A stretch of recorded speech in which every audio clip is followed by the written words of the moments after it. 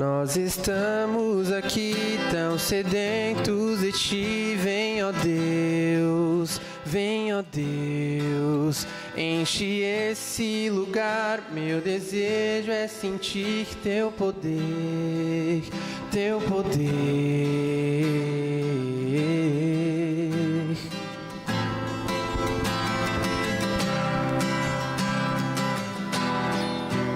Nós estamos aqui tão sedentos de ti, vem, ó Deus, vem, ó Deus, enche esse lugar. Meu desejo é sentir teu poder, teu poder. Então vem incendiar meu coração, é o teu altar. Quero ouvir o som do céu, tua glória contemplar. Então vem incendiar meu coração, é o teu altar. Quero ouvir o som do céu, tua glória contemplar. Nós estamos aqui Tão sedentos de ti, vem, ó Deus, vem, ó Deus, enche esse lugar. Meu desejo é sentir teu poder, teu poder. Então vem incendiar meu coração, é o teu altar. Quero ouvir o som do céu, tua glória contemplar. Então vem incendiar meu coração, é o teu altar. Quero ouvir o som do céu, tua glória contemplar. te damos honra, te damos glória. Teu é o poder, para sempre, amém. Te damos honra, te damos glória. Teu é o poder, para sempre, amém. Te damos honra, te damos glória. Teu é o poder, para sempre, amém. Então vem incendiar meu coração, é o teu altar. Quero ouvir o som do céu, tua glória contemplar. Então vem incendiar meu coração, é o teu altar. Quero ouvir o som do céu, tua glória contemplar.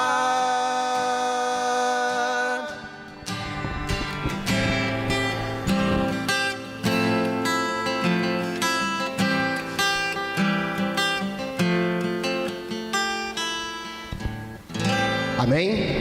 Amém. Deus seja louvado.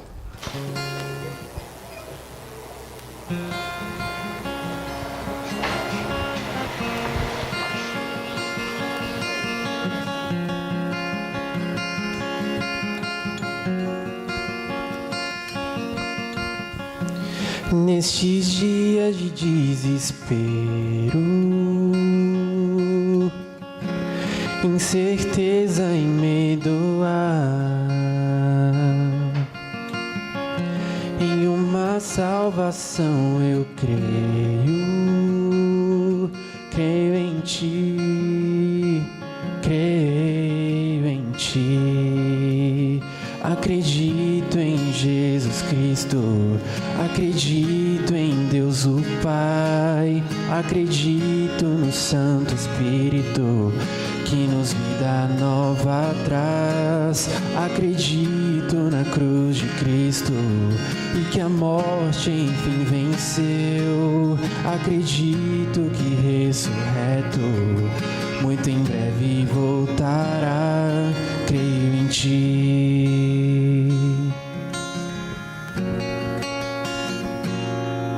Que nossa fé não seja inútil,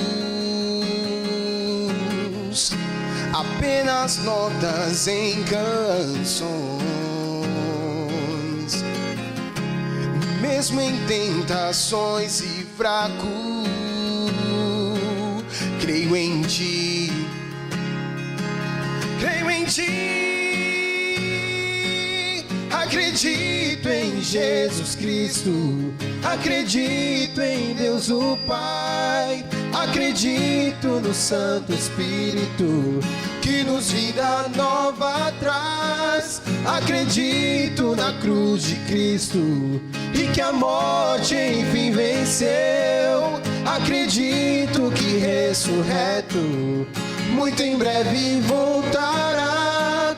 O pedido encontrou perdão, pois agora que o amor venceu e que a igreja viva nesse amor. Creio em Ti, creio em Ti, e as cadeias não prevalecerão, pois o véu rasgou e veio ao chão. Seu amor não voltará em vão. Creio em Ti, Deus. Acredito em Jesus Cristo, acredito em Deus o Pai, acredito no Santo Espírito que nos vida nova traz. Acredito na cruz de Cristo e que a morte enfim venceu. Acredito que ressurreto muito em breve vai, em breve voltará.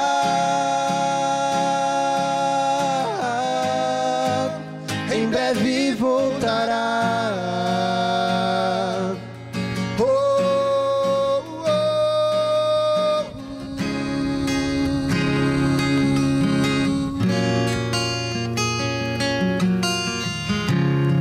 Ele vai voltar. Ele voltará. Amém?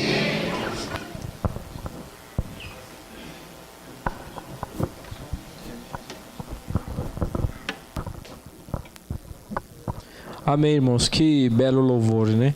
Neste momento eu quero convidar aqui o Maicon. O Maicon é um amigo meu, né? Conheço ele há alguns anos. Nós tivemos o prazer de estudar a Bíblia ali no Jardim Paraná, né, Maicon? O Maicon, ele está fazendo teologia.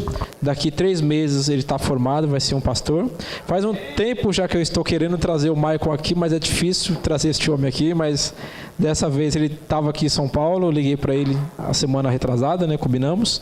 E ele disse que hoje ele poderia estar aqui. Então, para a glória de Deus, ele vai estar pregando a mensagem para nós. E quero também felicitar a família, né, que veio. Seja bem-vindo, viu, Emerson? A esposa, os filhos. Também o meu amigo Wagner, ele que eu tive o prazer de conhecê-lo. Que as visitas sintam-se à vontade. Maicon, Deus te use e Deus te abençoe neste momento. Feliz sábado a todos. Agora sim.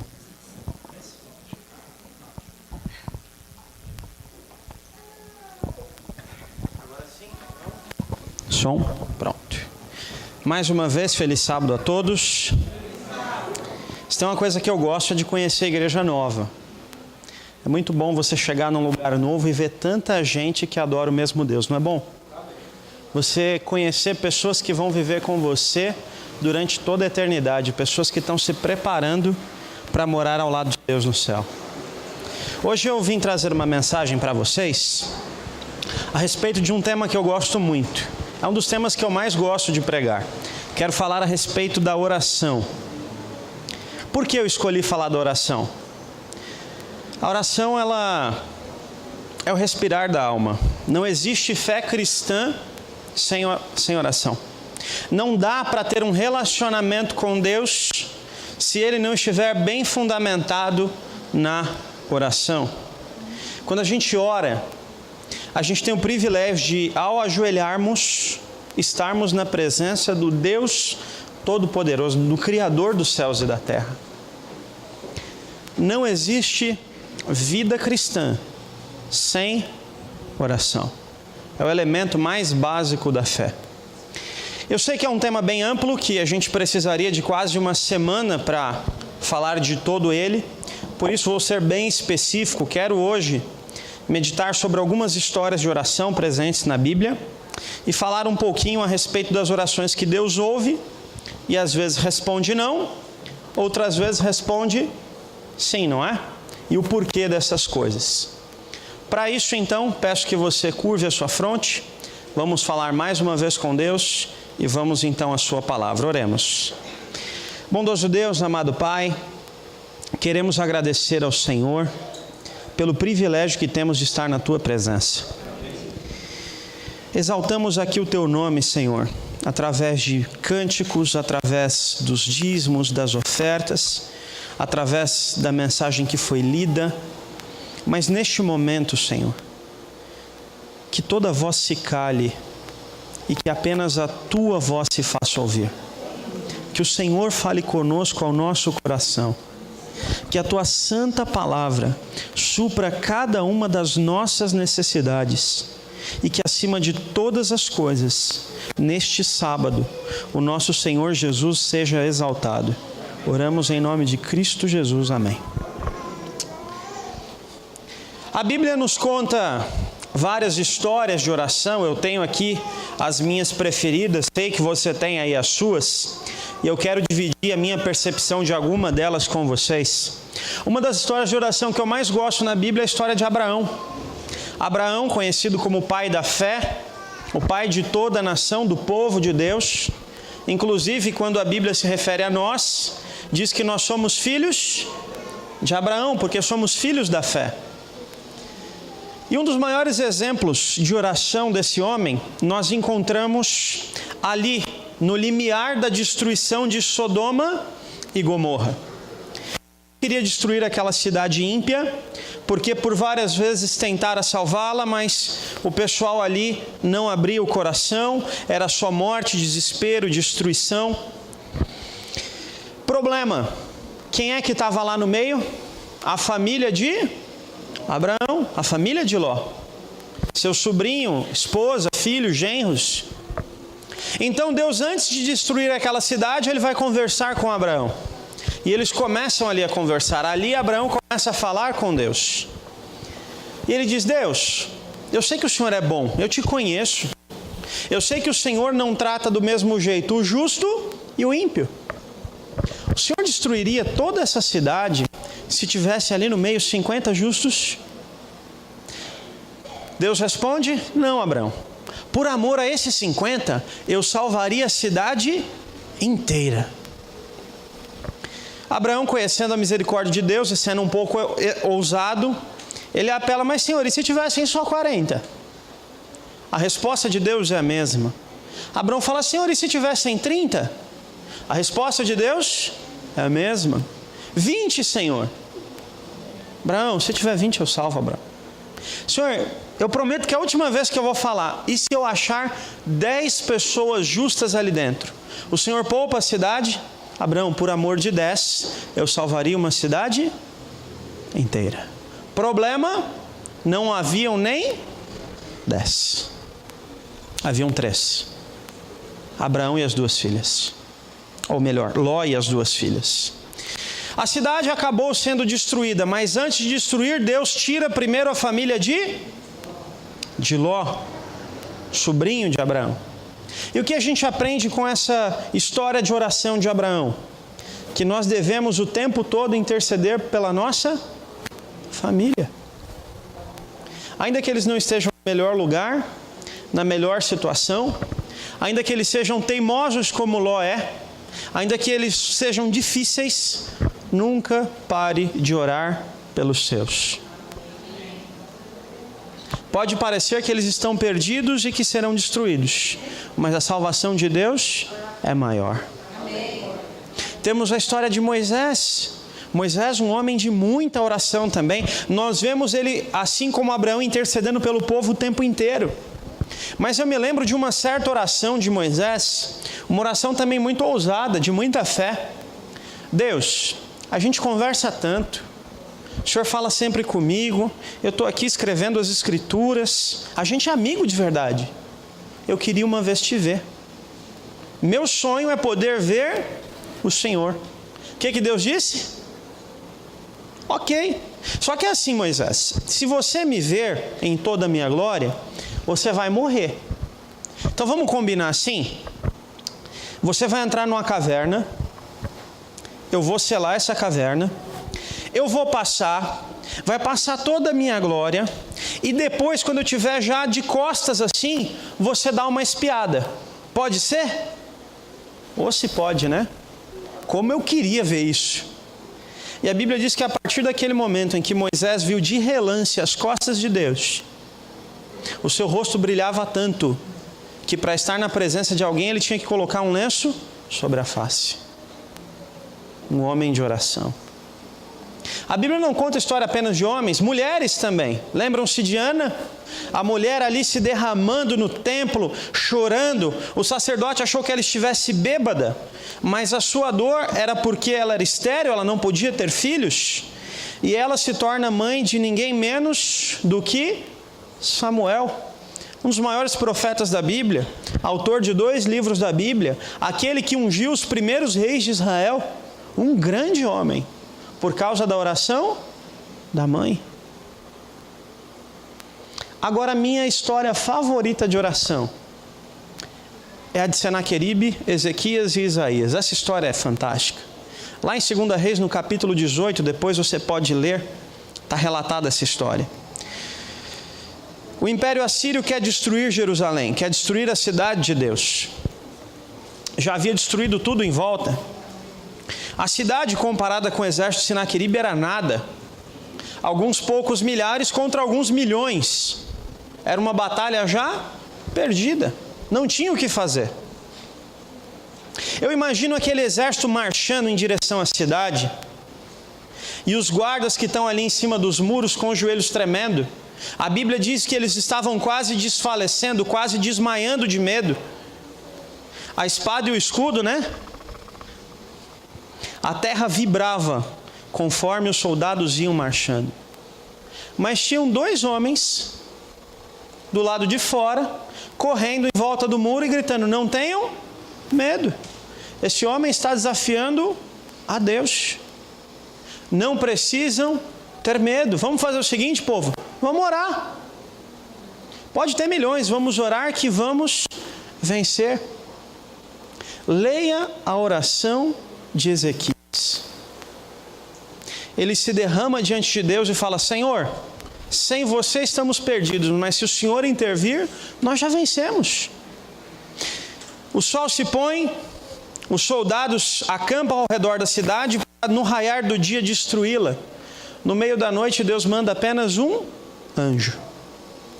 185 mil soldados do exército assírio caem naquela mesma noite, na mão de apenas um anjo. O que acontece quando o dia amanhece? Todo mundo vira as costas e foge. E aquele rei que falou mal de Deus, zombou do seu povo, corre para o seu palácio, vai orar ao seu Deus e dentro do templo do seu Deus, ele perde a sua vida. E por causa da oração de 2 homens, Isaías e Ezequias, toda a nação do Senhor foi salva. Deus não precisa de um monte, Ele precisa apenas de 1 ou 2 que tenham fé, 1 ou 2 que tenham comunhão, 1 ou 2 que orem em espírito e em verdade, e coisas grandiosas acontecem. Mas é claro que, para nós, o maior exemplo não são esses homens, porque apesar de grandes homens na fé, são grandes pecadores também, não é? O nosso maior exemplo sempre deve ser o Senhor Jesus. Então eu quero que você abra a sua Bíblia no Evangelho de Marcos, para nós lermos a respeito do nosso maior exemplo, o nosso Senhor Jesus Cristo. Marcos capítulo 1, verso 35.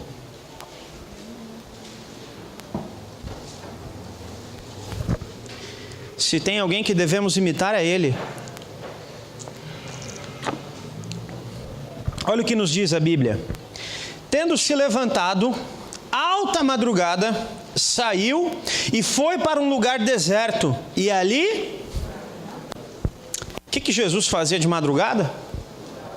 Orava. Mas Ele não é o Filho de Deus? É. Ele não é santo? É. Não é Ele o único que não tem pecado? É. E mesmo assim Ele não ousava fazer nada sem orar. E nós, os super cristãos, os todo-poderosos, queremos levar uma vida de fé sem oração. Pergunta, onde você vai chegar? Lugar nenhum. Cristo, antes do seu ministério, Ele é batizado e vai para o deserto e fica ali 40 dias fazendo o quê? Orando. Antes de Jesus fazer qualquer coisa, Ele gastava tempo em oração. De onde vinha o poder para Jesus fazer tudo o que Ele fez? Dessas noites em oração. No Desejado de Todas as Nações nós lemos que o sol da manhã nunca alcançou Jesus na cama. Ele sempre raiava o dia em comunhão com Deus através da oração.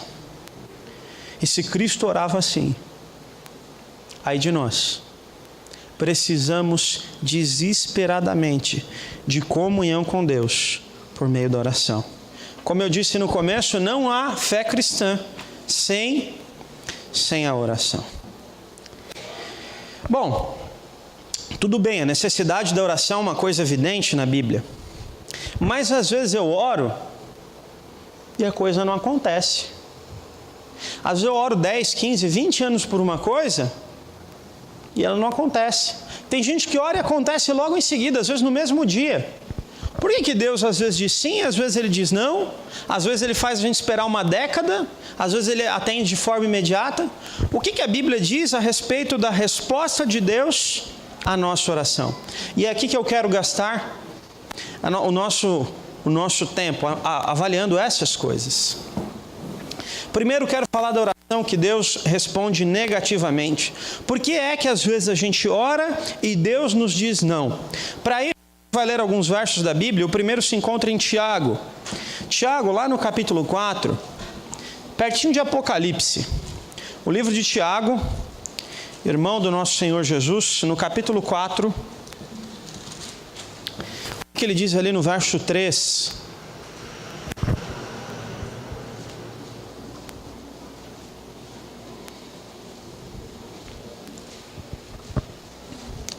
Tiago 4, verso 3, nós lemos a primeira razão pela qual Deus diz não a uma oração. A Bíblia nos diz o seguinte: vocês pedem e não recebem, porque pedem mal, para esbanjarem vossos próprios prazeres. Primeiro motivo para Deus não atender a sua oração, quando ela tem um motivo egoísta. Quando você não quer aquilo que é bom para você, você quer aquilo que lhe é prazeroso. E quem é que sabe o que é bom para mim e para você? Aquele que atende a oração. E é por isso que muitas vezes Ele diz: olha, filho, se eu te der isso daí, você vai se perder. Provavelmente você já ouviu alguma história, ou talvez até conhece a história de vida de alguma pessoa que enquanto vivia numa condição simples e humilde, estava bem. Depois que conquista alguma coisa, sobe a cabeça e a pessoa se perde completamente. Deus sabe aquilo que a gente precisa. Deus sabe até onde a gente pode caminhar sem se perder. Por isso, muitas vezes, quando a gente fala: olha, Deus, eu queria tanto uma coisa, eu preciso tanto disso, Ele olha para a gente com todo o amor de um pai e diz: não, filho, isso não é bom para você.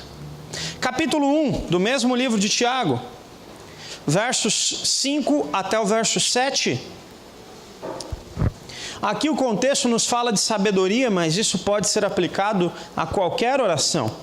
Se algum de vocês necessita de sabedoria, peça a Deus, que a todos a dá liberalmente e nada lhes impropera, e vai ser concedida. E aqui está o elemento: peça, porém, em nada duvidando, porque o que duvida é semelhante à onda do mar, agitada pelo vento. Não supõe esse homem que alcançará do Senhor coisa. Por que às vezes Deus não responde oração? Porque a gente não tem fé. Senhor, eu preciso tanto disso, é uma coisa que eu estou entregando na tua mão, e 5 minutos depois você está preocupado, pensando na mesma, tentando mexer os pauzinhos para aquilo acontecer. Pergunto, que fé é essa? Que entrega é essa? Se a gente ora sem fé, que Deus pode e que vai cuidar de nós, a nossa oração não será atendida. Primeiro, a nossa oração não pode ser egoísta. Segundo, ela não pode ser sem fé. Terceiro motivo, Provérbios, capítulo 28, verso 9. Acredito que quem dá estudo bíblico conhece essa de cor, né?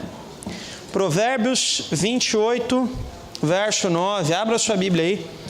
Provérbios é fácil de achar, está logo depois de Salmos, mais ou menos ali no meio da sua Bíblia.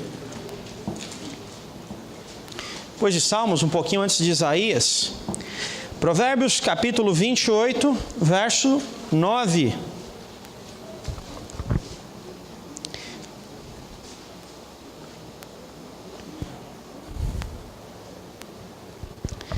Aqui nos diz: aquele que desvia o seu ouvido de ouvir a lei do Senhor, até a sua oração é o quê? Abominável. Aí não está falando da pessoa que não conhece a lei de Deus. Aí não está falando da pessoa que não sabe que isso é necessário. Está falando daquele que sabe e ainda assim se desvia dela. Aquele que sabe e que cria desculpas para não segui-la. Aquele que desvia os ouvidos da lei de Deus. A sua oração para Deus é abominável. Precisamos então orar sem ser egoístas. Orar com fé. E termos fidelidade à lei do Senhor. Mais um motivo pelo qual a nossa oração às vezes não é atendida. Se você ler lá em Mateus, no capítulo 6, Jesus vai falar das vãs repetições. Sabe aquela oração decorada? Aquela que você faz todo dia quando vai almoçar? Aquela oração mecânica que você faz antes de dormir? Ela não tem valor nenhum. Ora 50 vezes tal coisa que você vai ser perdoado. Isso não tem valor nenhum. São palavras do próprio Cristo. Mas o meu foco aqui hoje não é a oração que Deus não escuta. Muito pelo contrário. O modelo da oração apresentada por Deus, e essa é a chave para a gente entender o porquê a oração é escutada, está no Pai Nosso. Você não precisa abrir, você sabe de cor, né? Pai Nosso que estás nos céus, santificado seja feita, é aí que está o negócio. Seja feita a tua. A gente não ora assim. A gente fala isso da boca para fora.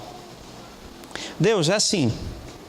Eu estou com um problema aí, eu preciso pagar lá a mensalidade, eu preciso quitar uma conta, eu preciso resolver isso aqui. Então vamos fazer assim, ó.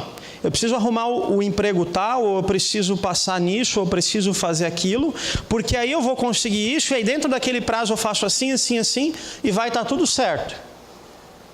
Você mostra para Deus qual que é o roteiro que Ele tem que seguir, porque você é mais inteligente do que Ele, não é?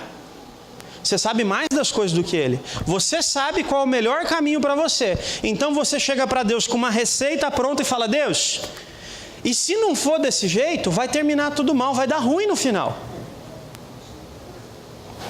Sabe o que é engraçado? Se você olhar bem de perto, com atenção para as histórias da Bíblia, Deus faz questão, para mim Ele faz de propósito isso, Ele faz questão de resolver os problemas do jeito mais improvável possível.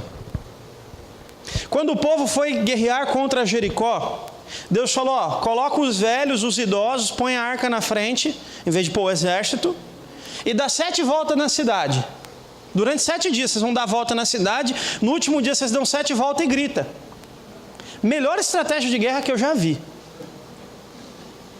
Tem um gigante filisteu querendo derrubar o povo de Israel. Ó, pega lá dos filhos de Jessé, aí traz os guerreiros fortes. Não, não é esse não. Você tem outro filho?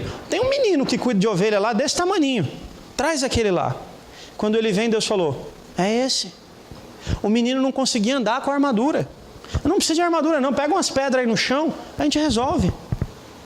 Deus pega o caminho mais improvável e resolve só para que a gente tenha uma certeza.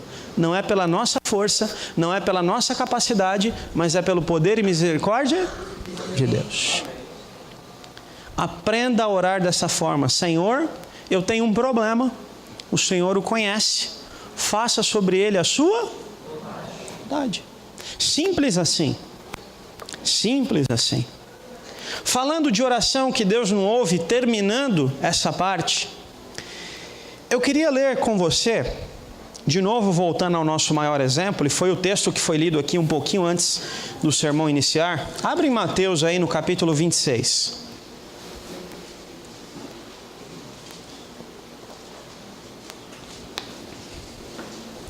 Eu acho que essa história ilustra isso muito bem e nos ensina a maior lição a respeito das orações que Deus responde com um não. Mateus capítulo 26, nós lemos aqui, a partir do verso 36, a história de Jesus no Getsêmani. Aqui é a noite em que o Senhor foi traído. Ele participa da Santa Ceia, Judas sai ali, vende ele para os inimigos e Jesus está ali com seus discípulos, prestes a enfrentar a sua maior luta nessa terra. E o que ele foi fazer antes de enfrentar essa luta? Evidente, né? O que ele sempre fazia. Ele foi no jardim do Getsêmani para orar. E ali ele está em oração, orienta os discípulos ficam dormindo, não vigiam, ele dá aquele conselho famoso, né, que o espírito está pronto, a carne é fraca. Mas eu queria que você se atentasse à oração de Jesus, uma oração curta, simples e direta.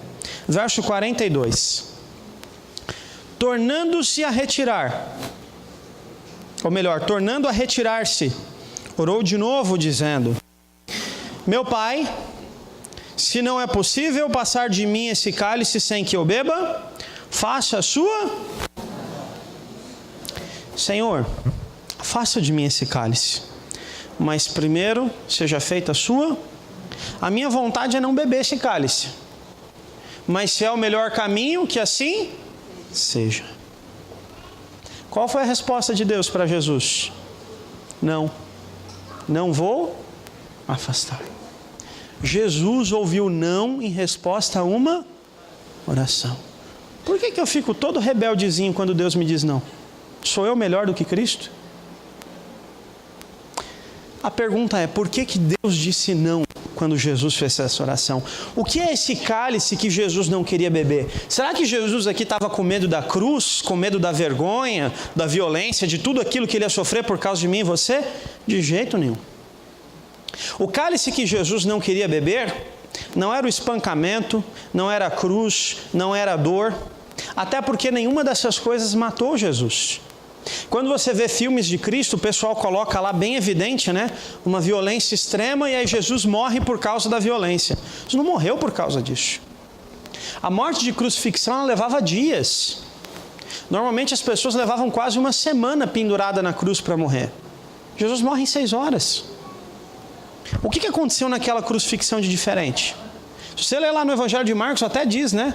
O judeu chegava no pôr do sol de sexta, o pessoal não estava morto ainda, eles quebravam as pernas, porque a pessoa não podia ficar crucificada no sábado, um jeito de guardar o sábado, né? Quebrava as pernas, colocava o cara lá embaixo, terminava o sábado, eles iam lá e crucificavam de novo. A morte de cruz ela era lenta. O que matou Jesus não foi a dor física, não foi o sofrimento. E não era sobre isso que ele estava orando e pedindo ao Pai que o afastasse. Sabe o que matou Jesus? O peso do nosso pecado. A Bíblia diz que Jesus foi feito pecado em nosso lugar. Ele está ali na cruz e o que ele está suportando ali não é a dor, é o peso das nossas transgressões. E no momento em que Deus o faz pecado em nosso lugar, ele diz as suas últimas palavras: Deus meu, por que me desamparaste? Por que o Senhor me abandonou? Por que o Senhor me deixou agora aqui sozinho? E a Bíblia diz, e dito essas palavras, expirou. O que matou Jesus foi o peso do pecado. E quando ele diz, Senhor, se puder, afasta de mim esse cálice, ele está falando do quê? Senhor, não tem um outro jeito de eu entregar a minha vida sem a gente se afastar? A gente está junto desde a eternidade. Sempre fomos um.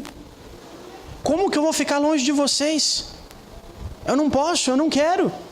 Mas se não tiver outro jeito, faça a sua vontade. É isso que falta na nossa oração. Senhor, isso aqui é o meu sonho. Se puder, esse jeito aqui eu ia gostar mais. Mas faça a sua vontade. E Deus disse, Jesus, minha vontade é exatamente essa. Sem que a gente se separe, sem que você sinta o peso do pecado, não haverá perdão, não haverá salvação.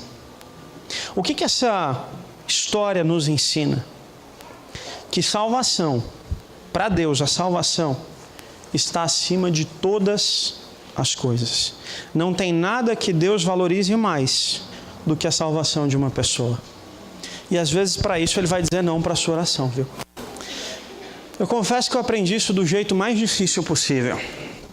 Eu fui, na maior parte da minha vida, criado pelo meu avô, Antônio. Um homem muito bondoso, um homem muito correto, muito honesto.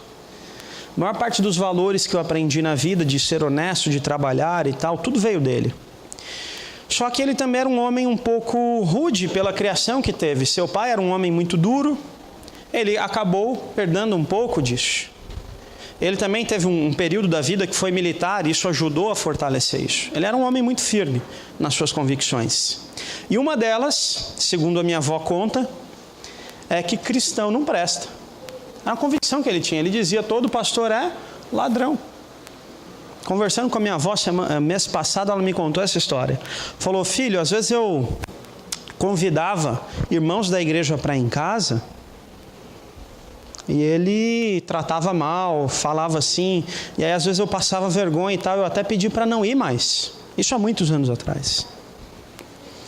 Era um homem muito bondoso, mas que esse negócio de igreja não era com ele. Provavelmente você conhece alguém assim. Todo mundo conhece alguém assim. Quando eu tinha 14 anos, momento em que você começa a entrar ali na adolescência, você começa a trabalhar, começa a tomar decisões, o momento em que você começa a deixar de ter a mente infantil e começa a entender das coisas, entrar na vida adulta, normalmente a fase mais difícil da vida, Deus recolheu o meu avô.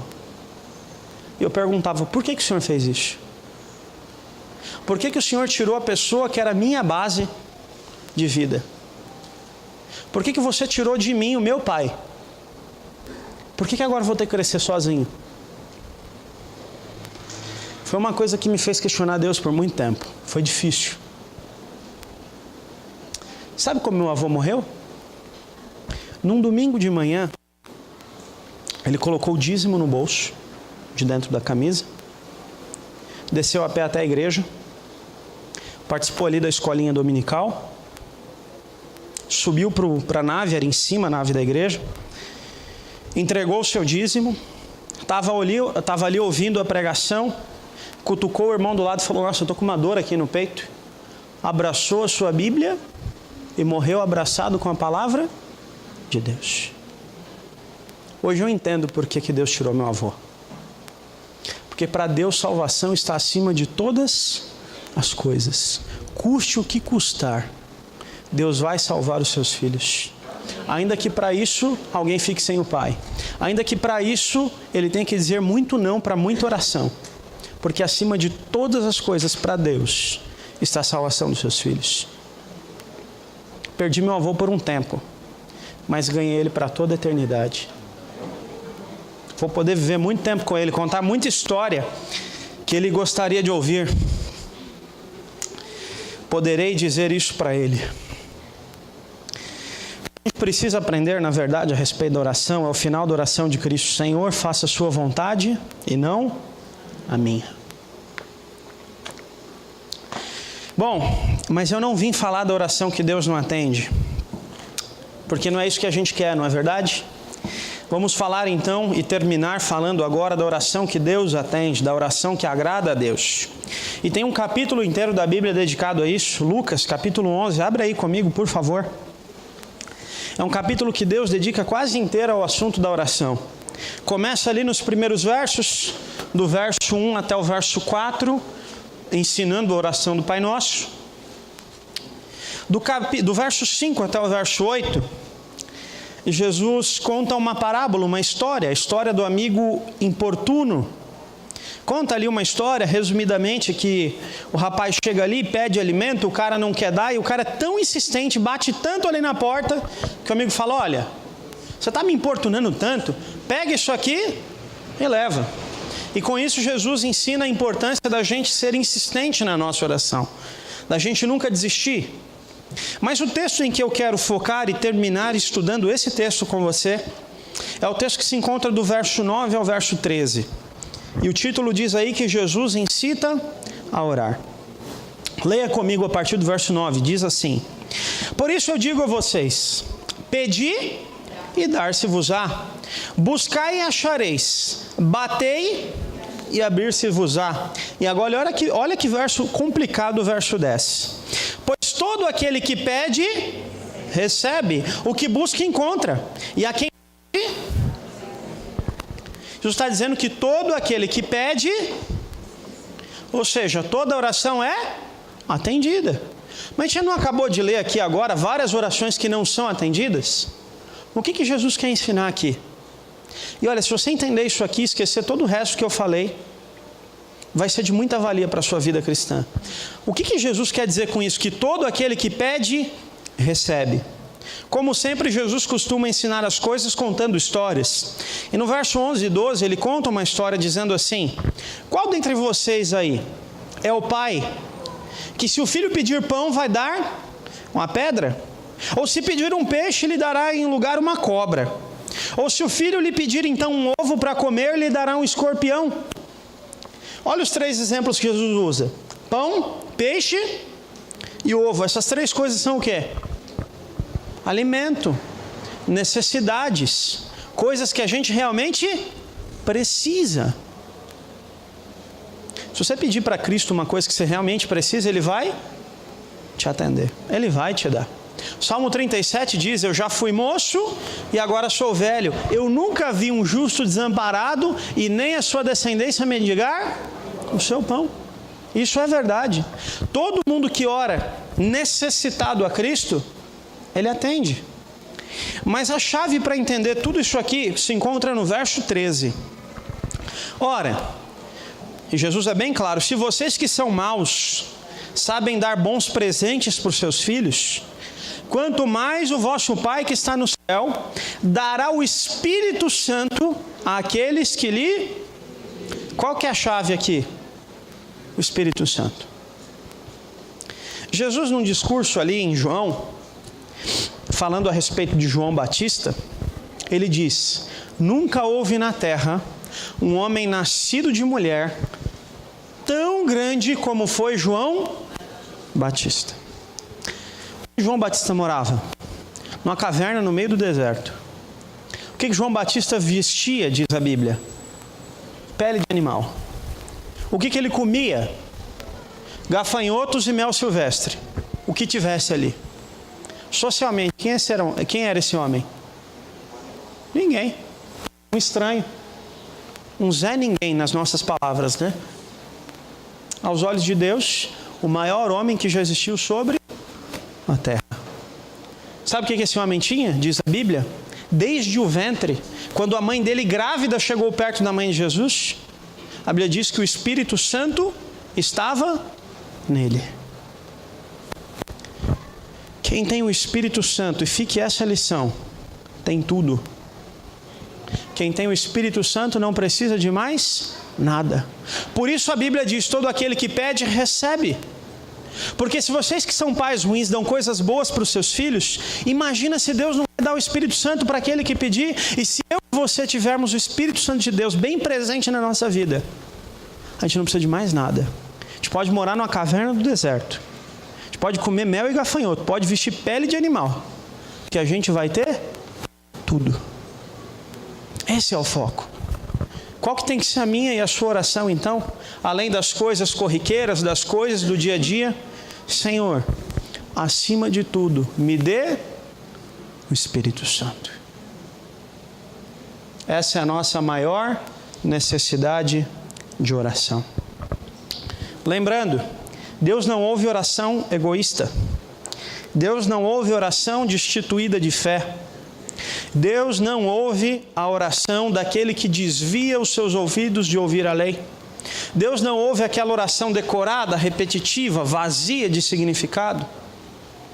Deus nos incita a orar de verdade, com insistência, com fé, colocando a vontade de Deus acima da nossa, mas mais do que tudo, devemos orar pelo Espírito Santo de Deus em nossa vida.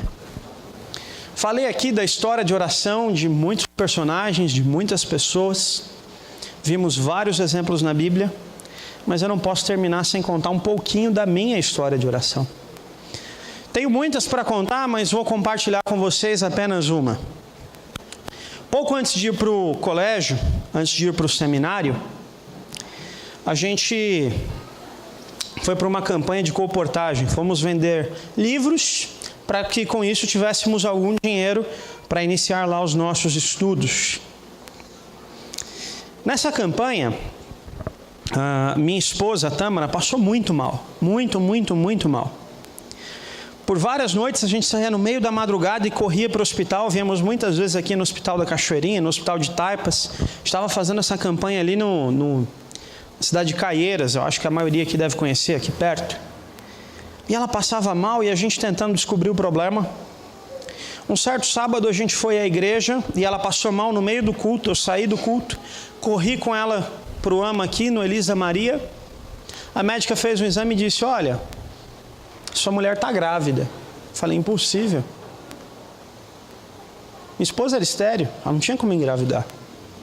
Falei: você fez o exame de sangue já e tal? Ela: não fiz. Eu falei: então você não deu uma informação dessa. Minha esposa já estava dando salto de alegria. Ela não está grávida.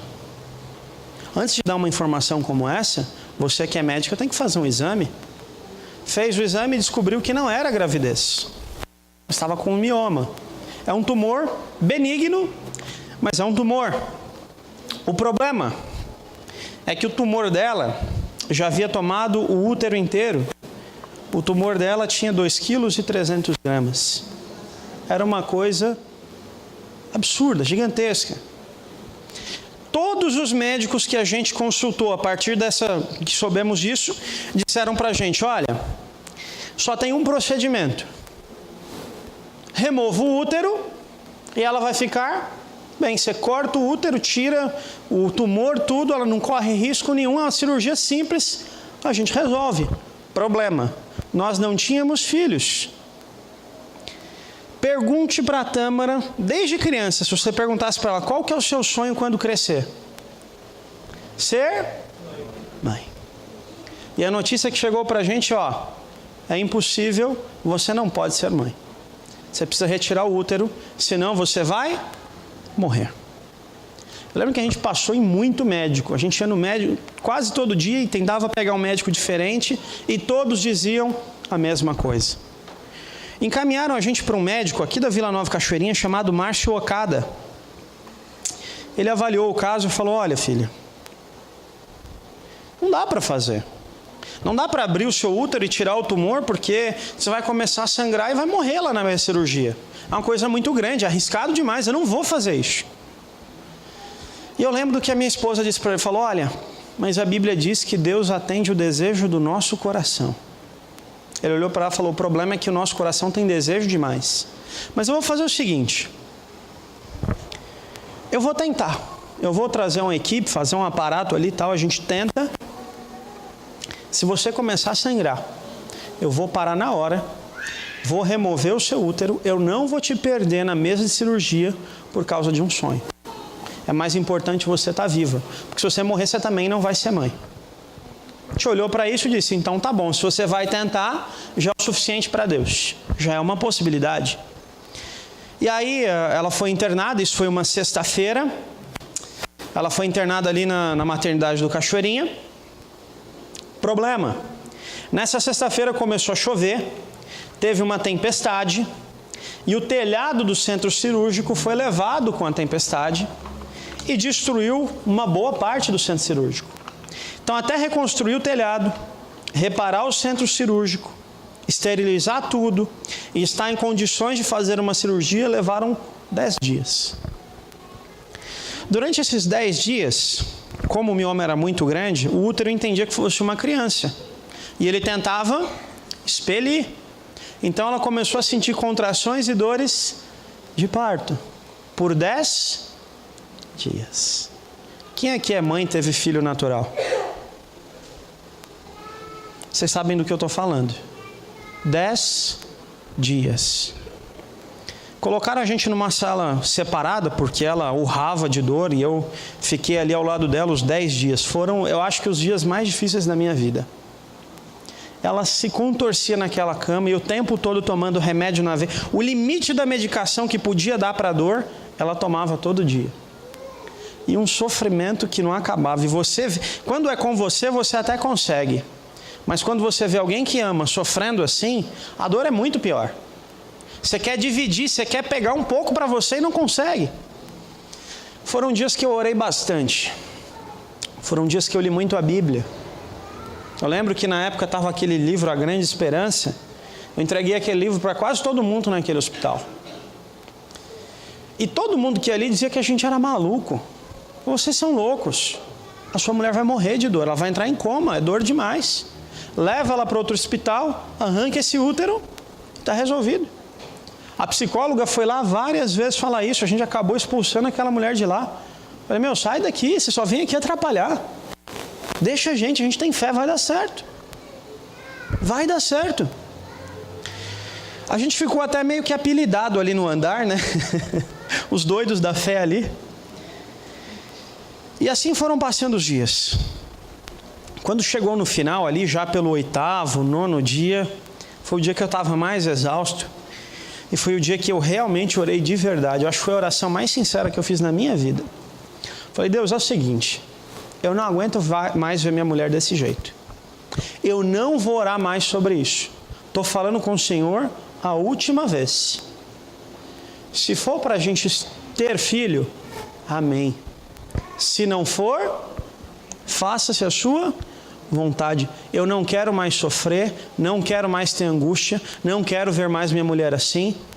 Se for para resolver de outro jeito, que ela opere logo e tire esse útero. Se não, dá um jeito e a gente não conversa mais sobre isso. Em nome de Jesus, amém. E não orei mais. Aquele foi o primeiro dia que eu consegui dormir de verdade. Deitei e dormi. Falei, não quero mais saber disso. Está entregue nas mãos de Deus. O que Ele quiser fazer, para mim está bom. Que Ele apenas me conforte se a gente não puder ser pai. Chegou o dia da cirurgia, foi um sábado de manhã. 5 da manhã ela foi para o centro cirúrgico. Começou ali a fazer o processo, levou umas 4 horas. Eu trouxe uma foto aqui. Quando a gente conta histórias assim, é bom mostrar o que aconteceu. Você coloca para a gente aí, por favor. Ela foi para o centro cirúrgico ali de manhã e eu fiquei lá em cima na sala orando. Como a maternidade do Cachoeirinha é uma maternidade escola, todos os que estavam fazendo ali residência aprenderam, desceram para assistir. Foi uma equipe enorme. Desceram lá para o centro cirúrgico e começaram a assistir. E eu fiquei lá em cima no quarto, sentado, esperando. Aquilo ali na mão dela, na mão do médico ali, é o útero dela e aquilo, daquele tamanho ali, você está vendo. Dá um pouquinho de zoom nessa imagem aí, por favor, se for possível. Alguém apaga a luz aqui, aí eu acho que fica melhor também para ver. Consegue dar um pouquinho de zoom nessa imagem aí? Por favor. Estão vendo o tamanho do tumor? Parece uma jaca, não é? Era isso aí que estava dentro do útero. Terminou a cirurgia, eles subiram lá. Pode deixar nessa imagem aí, por favor. Deixa parado nessa aí. Terminou a cirurgia, eles subiram lá na sala. Entrou aquele monte de médico, aquele monte de gente, todo mundo eufórico. O Mar chocado olhou para mim e falou, olha, eu comecei a cortar ali o útero da sua mulher E eu fui cortando e ela não sangrava. Fui cortando, ela não sangrava. Eu abri o útero inteiro. Eu tirei o mioma. Ela tinha endometriose, eu tirei também. Ela estava com cisto no ovário, eu tirei também. E daqui 2 anos vocês podem ser pais. Põe a próxima foto aí, por favor. Aquela é minha esposa, a Tâmara. E aquela pequenininha ali, a Lívia, para os mais chegados, é a doce de leite. Todos os dias, quando eu chego na minha casa e encontro essas duas, eu tenho certeza de uma coisa: o Deus da Bíblia ouve a oração. O Deus da Bíblia é real. Quando eu olho para minha filha, quando ela me abraça, quando ela grita papai e corre atrás de mim, eu tenho certeza que Deus existe, que Ele está presente e que Ele faz a diferença. Mas tudo isso só é possível por meio da oração. Querido, coloque as suas vidas na mão de Deus através da oração e você vai ver coisas grandiosas. E eu queria terminar então esse sermão com todos nós juntos em pé, cantando a respeito desse Deus maravilhoso, desse Deus capaz de ouvir oração, desse Deus capaz de transformar todas as coisas. A certeza que eu quero que você tenha é que, independente de qual for o seu problema, o quão impossível ele pareça aos seus olhos, meu apelo a você: entregue isso a Deus em oração. A Bíblia me diz de um Deus que para Ele nada é impossível. E eu tenho um atestado disso na minha casa. O Cristo da Bíblia é real, viu? Ele cuida de cada um de nós. Oremos.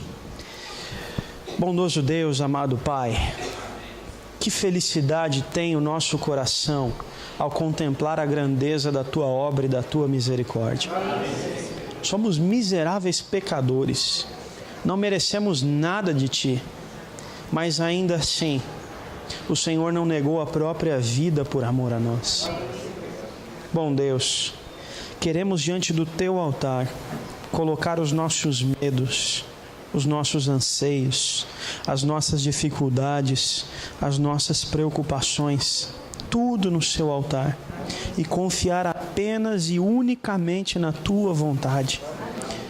Pedimos apenas uma coisa, Senhor: derrama sobre nós o Espírito Santo. Nos dá a liberdade, nos dá a alegria de vivermos de cabeça erguida, tranquilo em meio à tempestade, porque sabemos que o nosso Pai que está no céu cuidará de nós. Nos dê essa paz que só o Senhor pode dar. É o que nós clamamos em nome do nosso Senhor e Salvador Jesus Cristo. Amém. Que Deus abençoe você. Tenha uma semana maravilhosa com o Senhor. Sejam todos bem-vindos à Igreja Adventista do Sétimo Dia de Vila Brasilândia. Neste momento vamos mostrar como é simples nos encontrar e seguir nas redes sociais para ficar por dentro de nossas programações. Primeiro passo, veja se você já está conectado com sua conta no YouTube. Segundo passo, com a página do YouTube aberta, basta pesquisar por IASD Vila Brasilândia. Na pesquisa irá aparecer nosso canal e alguns vídeos que já publicamos anteriormente. Clique no link com o nome da igreja e em seguida em inscrever-se, que está em vermelho. E, se quiser receber as notificações dos novos vídeos publicados, basta clicar no sininho e marcar a opção enviar para mim todas as notificações deste canal. Quando já estiver com sua conta no Facebook, basta pesquisar pela Igreja de Vila Brasilândia, @IASD Vila Brasilândia. Quando a página aparecer, basta clicar em curtir.